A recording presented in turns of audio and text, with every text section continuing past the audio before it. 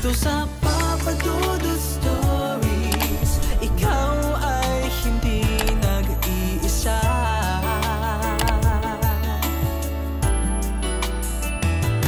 Dito sa Papa Dudut Stories, may nagmamahal sa'yo.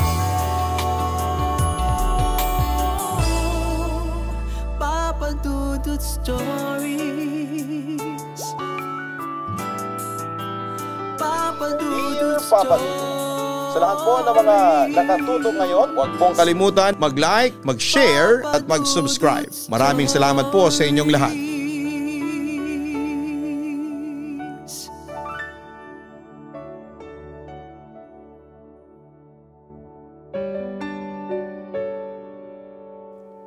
Isang magandang gabi sa inyong lahat at sa lahat ng mga listeners ng inyong napakagandang programa.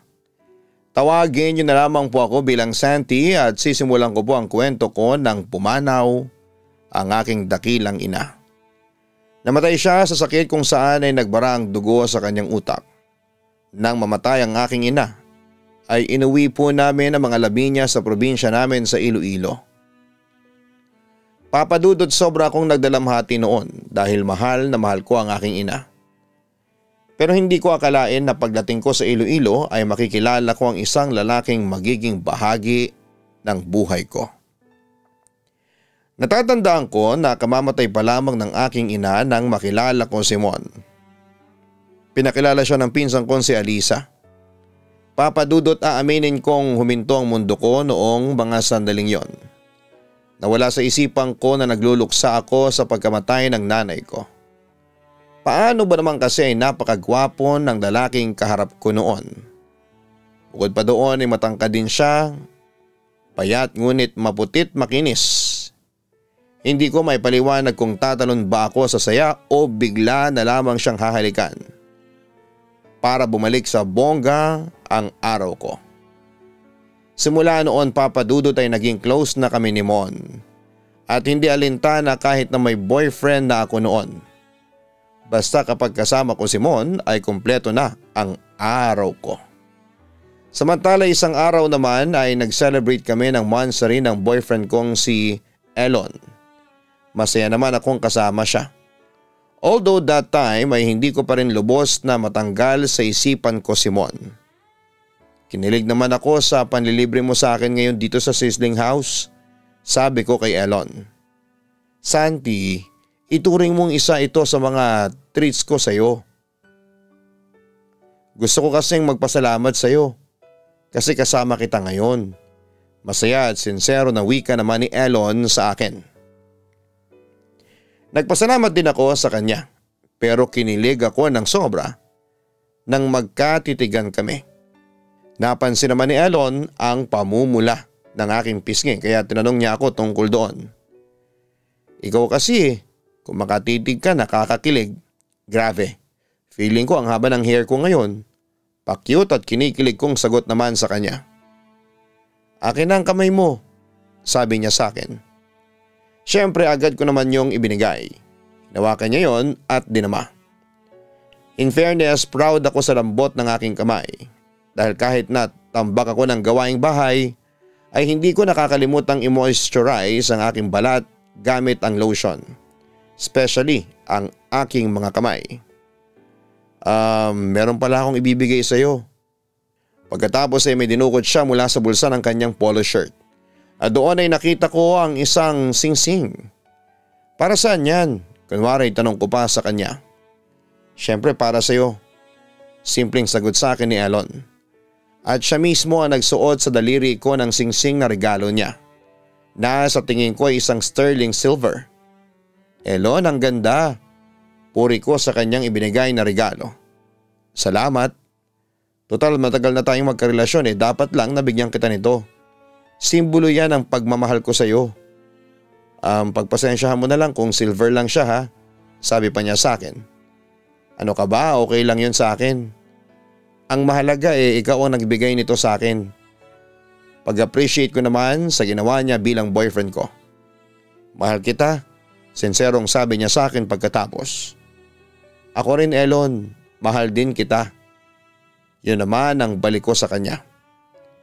Papa Dudut, having Elon is one of my beautiful blessings. Sa totoo lang ay hindi ko akalain na magkakaroon ako ng ganong kasweet na boyfriend. Come on, isa akong Becky. Hindi naman ako kagwapuhan at hindi rin naman ako kagandahan.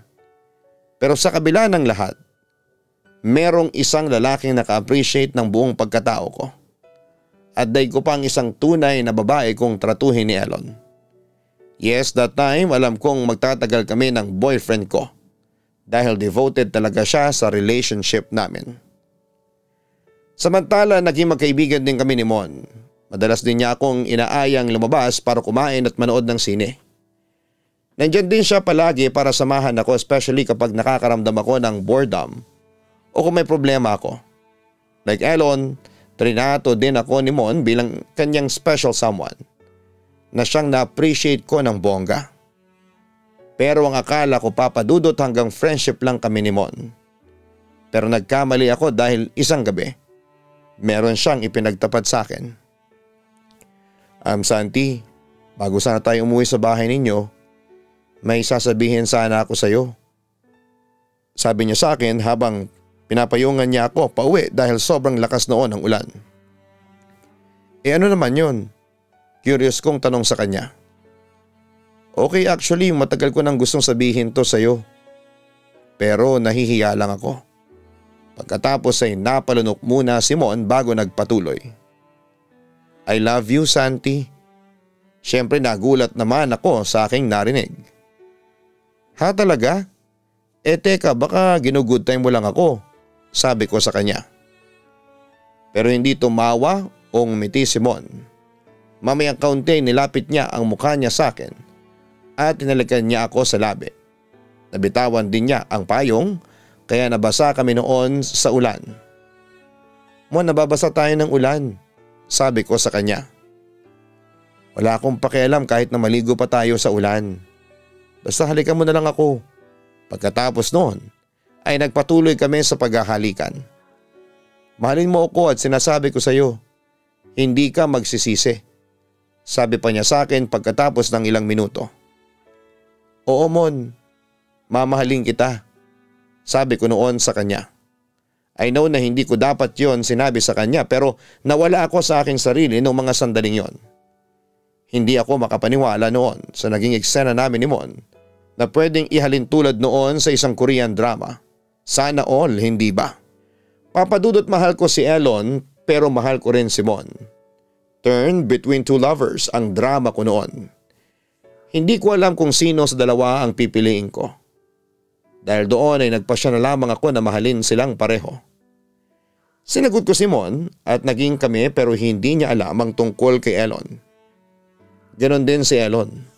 Wala siyang alam kay Mon dahil kapag nalaman nila, sira ang beauty ko. Masaya naman kami ni Mon sa relasyon namin.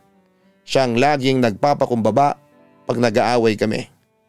Si Mon lang ang madalas umalalay sa akin. April 30, 2015 ang bumalik na ako sa Manila. That time ay tuloy pa rin ang relasyon namin ni Mon. Oo, Papa Dudut. Pinagsabay ko ang dalawang lalaki at aaminin kong nakaramdam ako ng kaunting kasiyahan sa puso ko. Dahil dalawang lalaki ang nagmamahal sa akin. Samantala nag-celebrate kami ng monthsary ni Mon isang gabi. It was unforgettable and sweet. Ang saya-saya ko ng mga sandaling yon. Sana forever na tayong ganito. Natatandaan ko pang ang sabi ko yon kay Mon. Tapos ay bumaling ako sa kanya at nagtanong, Babe, gaano mo ko kamahal? Bakit mo naman naitanong? Nagtataka niya ring balik sa akin. Wala lang. Curious lang ako kasi alam mo na, Becky ako at maraming mas magandang babae ang nagkalat ngayon. Ang mga lalaki ngayon makakakita na ng mga mas magandang babae kaysa sa kapartner niya sabi ko naman sa kanya. Kahit na maraming babae dyan na umaaligid sa akin, ikaw lang ang mamahalin ko, Santi. Sa'yo lang kasi ako attracted. Paniniguro ni Mon sa akin. Hindi ko naman mapigilan noon ang kilig sa puso ko. Talaga? Ano naman ang nakita mo sa akin? Tanong ko pa sa kanya. Siyempre lahat ng hinahanap ko sa isang karelasyon ay nasa iyo na. Kaya nga hindi ko nakakayaning mawala ka pa sa akin kasi parte ka na ng buhay ko. Kapag nawala ka, kulang na. Hindi na ako mabubuo pa. Sabi pa niya sa akin. Siyempre ako naman ay kinilig ng sobra. Napakabait mo sa akin, Mon. Mahal kasi kita. Wika pa ni Mon. Salamat at dumating ka sa buhay ko. Kung hindi ka dumating sa buhay ko, siguro devastated pa rin ako sa pagkamatay ni Mama. Ikaw ang nagpapasaya sa akin, Mon. Yun pa ang sabi ko sa kanya, forgetting Elon na isa rin sa mga nagpapasaya sa akin. Ikaw rin naman, Santi. Dahil sa'yo kaya ako nabubuhay ngayon. Sensero niyang tugon. Napangiti ako at medyo napahagikik. Susang cheesy natin ha, puna ko. Na agad naman niyang dinugtungan. Cheesy pero totoo. Papadudod sa tuwing kasama ko si Mon, ay aaminin kong nakakalimutan ko si Elon. Aaminin kong medyo lumalamlam ang relasyon namin dahil na rin sa mas focus ako noon kay Mon. Sa kabilang banda ay hindi naman seloso si Elon, pero naging malulungkutin na siya ko namang kinabahala. Santi, wala ka ba talagang pinapalit sa akin? Seryoso niya ang tanong sa akin. Sa totoo lang ay kinakabahan ako noong marinig ko yon. Bakit mo naman ay tanong yon? Wala ka na bang tiwala sa akin? Sabi ko sa kanya. Hindi naman. Baka kasi nagsasawa ka na sa akin. May halong pangamba ang boses niya nang sabihin niya yon sa akin. Bakit naman ako magsasawa sa iyo? Hindi ka naman pagkain para pagsawaan ko. Basta Elon, maniwala ka. Hindi kita ipagpapalit kahit kaninong lalaki. Ang sabi ko. Pero aaminin kong nakaramdam ako ng panghihilakbot dahil alam kong hindi yun totoo. Sino si Mon? Maya-maya'y diretsong tanong niya sa akin. Ha? Kunwari patay mali siya pa ako ng mga sandaling yon. Narinig ko lang kina Alisa tapos nabanggit din ang pamangkin mong si Vinny at Kiko. Sino siya? Usisa niya sa akin. Wala, kaibigan ko lang si Mon. Friend yun ni Alisa. Yun ang palusot ko sa kanya. Becky? Tila nanunuri pa niyang tanong sa akin.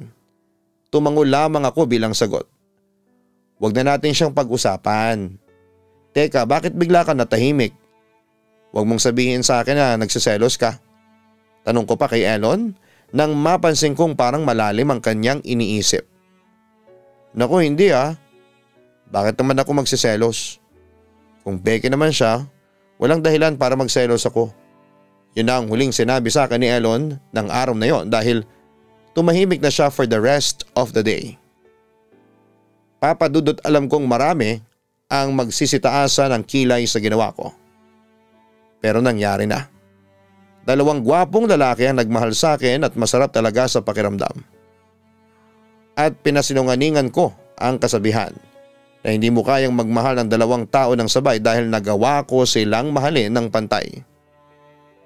Yun lang, alam kong panandalian lamang ito kaya palagi ko ring idinarasal noon sa Diyos. Na sana'y tulungan niya akong magdesisyon sa huli kung sino sa dalawa ang dapat kong piliin at mahalin. Papadudot ako na siguro ang pinakamagandang Becky sa buong universe dahil dalawang napakagwapong lalaki ang nagmamahal sa akin. Oo, minahal ko silang pareho at naramdaman ko naman sa kanila na tapat silang magmahal sa akin. Pero minsan na dumarating din ako sa puntong nakukonsensya din ako. Hanggang sa isang araw. Nabibingin na ako sa katahimikan mo, Santi. Bakit ba? May problema ka ba sa akin? Usisa ni Elon sa akin. Huminga lamang ako ng malalim ng mga oras na yon. Ano, may nagawa ba akong kasalanan? Kaya parang hindi mo ko pinapansin. Nag-aalala niyang tanong sa akin. Mahal mo ba talaga ako? Diretsa kong tanong sa aking boyfriend. Mahal kita, Santi. Ilang beses ko nang sinabi yan sa'yo. Teka, bakit mo ba madalas tanongin yan sa akin ha? Nag-aalinlangan ka ba sa pagmamahal ko sa'yo? Kung nag-aalinlangan ka, ibig sabihin wala kang tiwala sa akin. At kung wala kang tiwala sa akin, ibig sabihin hindi mo talaga ako mahal. paniniguro ni Elon sa akin. Lalo naman akong inusig ng aking konsensya. Napakabait mo kasi masyado sa akin. At dahil sa sobrang kabaitan mo kaya nagigilty tuloy ako. Bakit naman? Usisa niya. Sa puntong yon ay hindi ko na napigilang umiyak. Elon, sorry. Sorry kasi niloko kita. Nagulat at naguluhan naman siya sa aking sinabi. Niloko? Paanong niloko? May iba pa akong karelasyon bukod sa iyo. Pag-amin ko sa kanya. Sa puntong yon ay nagalit na sa akin si Elon. Santi naman, bakit mo naman ginawa sa akin to? Patawarin mo ko. Hindi ko sinasadya, hindi ko akalain na mauuwi kami sa ganun. Confession ko. Sino yung lalaking karelasyon mo? Seryoso niyang tanong sa akin. Kilala mo si Mon? So ibig sabihin, hindi mo lang basta kaibigan niyang Mon na yan kundi karelasyon mo pa? May galit na sabi niya sa akin. Nagkarelasyon kami ni Mon pagkamatay ni Mama. Hindi ko mapigilan ang sarili ko. Pag-amin ko pa sa kanya. Bakit mo naman nagawa yun ha? Hindi ka pa ba satisfied sa akin? Kulang pa ba yung mga pagmamahal na ibinibigay ko sa'yo? Santi, hindi naman kita niloko. Minahal kita ng tapat. Bakit mo ginawa sa akin to? Sa puntong yun ay naiyak na si Elon. Mahal mo pa ba ako? Oo, sagot ko sa kanya. Simon, gaano mo siya kamahal? Mas mahal mo ba siya sa akin? Question pa niya sa akin noon. Ewan ko, naguguluhan ako Elon. Tugon ko. Mamili ka sa aming dalawa ng lalaking yon. Ako o ang lalaking yon? Insist niya sa akin. Ikaw Elon, ikaw ang pipiliin ko, bigla kong nasabi. Talaga? Nag-aalinlang ang tanong niya sa akin. Oo, maniwala ka sa akin. Pagagaranti ako naman sa kanya. Kung ako ang pipiliin mo, hiwalayin mo na yung lalaking yon. Santi, ayaw ko na may kahati sa'yo. Gusto ko ako lang ang mahal mo. Nagkakaintindihan ba tayo? Tumango ako bilang sagot kay Elon. Oo, hihiwalayan ko na si Mon para sa'yo. Papadudod si Elon ang pinili ko kahit na mas tinitibok ng puso ko noon si Mon. Agad naman ako nakipaghiwalay noon kay Mon. At sobra siyang nasaktan lalo na nang malaman niyang naging two-timer ako. Samantala nagpatuloy ang relasyon namin ni Elon. Noong una ay okay ang lahat, akala ko ay tapos na lahat ng pagsubok pero nagkamali ako dahil isang araw. Santi, iaaminin sana ako sa iyo. Panimula ni Elon sa akin pagkatapos niya akong ihatid sa bahay. Napatingin naman ako sa kanya at medyo kinakabahan. Ano yun? Sige sabihin mo sa akin. Alam kong sa ilang buwang pagsasama natin hindi ko may tatangging minahal mo ko. Yun nga lang nakukonsensya ako kasi hindi maibigay sa iyo ng buo ang pagmamahal ko. May ipagtatapat ako sa iyo, Santi. May iba na akong mahal. Pag-amin ni Elon sa akin. Nagulat at nanlumo naman ako sa aking narinig. Ha? Anong sabi mo? Elon, huwag ka namang magbiro ng ganyan, sabi ko sa kanya. Pero walang nagbago sa reaksyon ni Elon. Hindi ako nagbibiro. Nagkamali ako sa mga naramdaman ko. Oo, inakala ko na ikaw lang ang mamahalin ko pero noong nakita ko siya, I just realized na mahal ko siya. Mas mahal ko siya kesa sa'yo. Sino siya? Babae ba? Lalaki? Ano? Hysterical kong tanong sa kanya. Hindi mo na dapat pang malaman. Masasaktan ka lang. Malungkot na sagot ni Elon sa akin. Tila ba nakukonsensya din siya sa ginawa niya sa akin. Pero sabi mo sa akin mahal mo ko. Paalala ko sa kanya. Oo pero dati yon. Paglilinaw niya sa akin. Sa pagkakataong yon ay hindi ko na napigilan ang pag-iyak sa harapan niya. Elon, pakiusap naman. Huwag mo naman gawin sa akin to.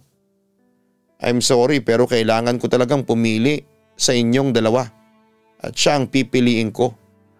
Pagtatapat pa ng boyfriend ko sa akin. Samantala nagmakaawa na ako sa kanya. Elon naman, maawa ka naman sa akin. Pinili kita kaysa kay Mon kasi mahal kita. Elon, ikaw lang ang buhay ko. Hindi ko kakayanin na mawala ka sa akin. Sandali, baka naman gumaganti ka lang sa akin ha? Kung naging two-timer ako dati. Umiling siya para pabulaanan ang aking sinabi. Hindi ako gumaganti sa'yo. Tipid niyang sagot sa akin. Bakit mo ginawa sa akin to? Halos magwala na ako sa harapan niya. Patawarin mo ako, Santi. Pero simula ngayon ay hiwalay na tayo. Pagkatapos noon ay hinagkan na niya ako sa huling pagkakataon bago umalis at iniwan akong mag-isa. Papa Dudut, sobra akong nagsisisi sa ginawa kong pamamangka sa dalawang ilog. At dahil sa nawala na sa akin si Elon ay sinubukan kong makalimot. Nagtry din akong bumalik kay Mon, baka sakaling magsimula ulit kami pero mukhang nahuli na ako dahil isang araw ay inamin niya sa akin ang katotohanan. Pasensya na, Santi, pero hindi na tayo po pwede. Pagtatapat ni Mon sa akin. Pero bakit?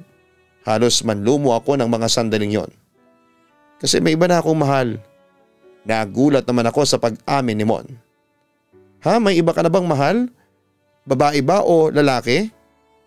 Hindi na mahalaga kung ano man ang kasarian niya. Basta siya na ang mahal ko. Siya na ang mahal ko ngayon at nakalimutan na kita. Diretsang sabi niya sa akin.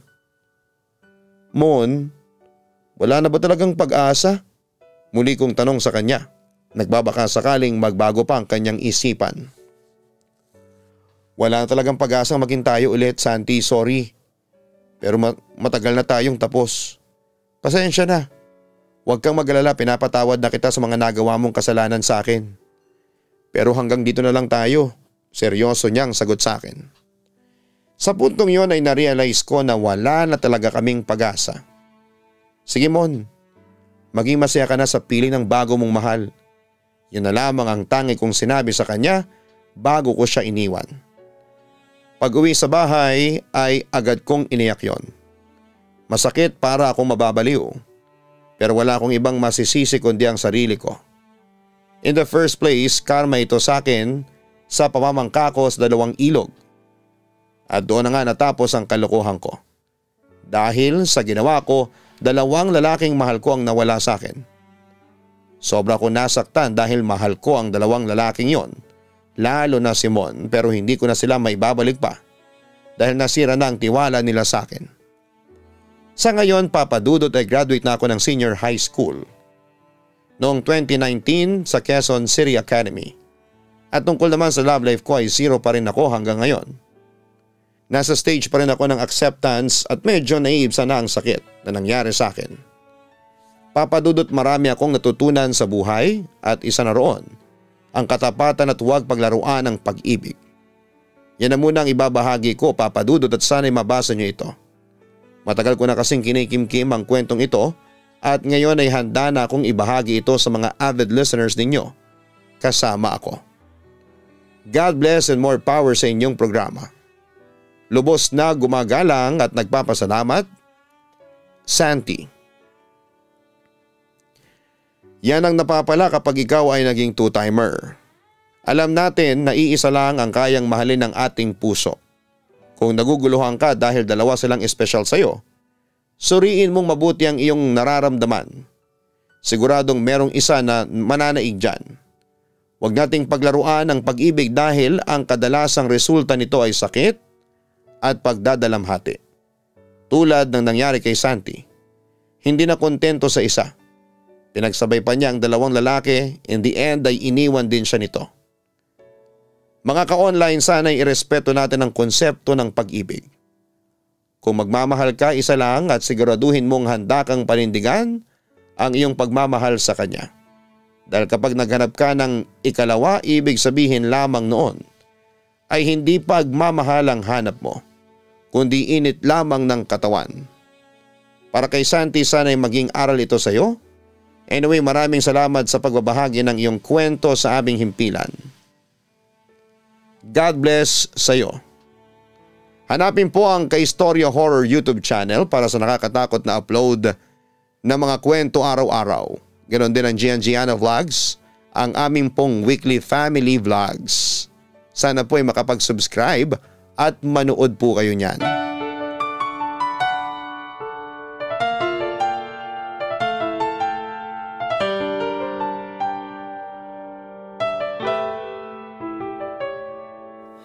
Ang buhay ay mahiwaga, laging may lungkot at saya. Sa Papa Dudut Stories, laging may karamay ka.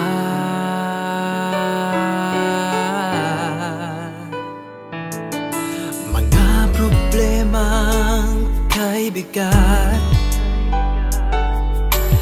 dito ay pakikinggan ka. Sa Papa Dudut Stories, kami ay iyong kasama. Dito sa Papa Dudut Stories, ikaw ay hindi nag-iisa.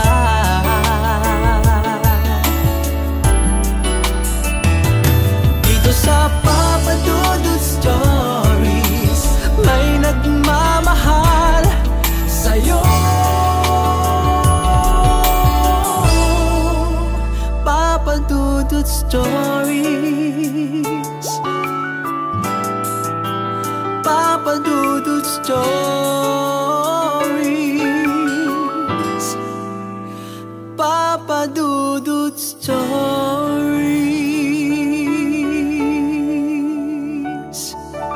Hello mga ka-online, ako po ang inyong si Papa Dudut. Huwag kalimutan na mag-like, mag-share at mag-subscribe. Pindutin ang notification bell para mas maraming video ang mapanood ninyo. Maraming salamat po sa inyong walang sawang pagtitiwala.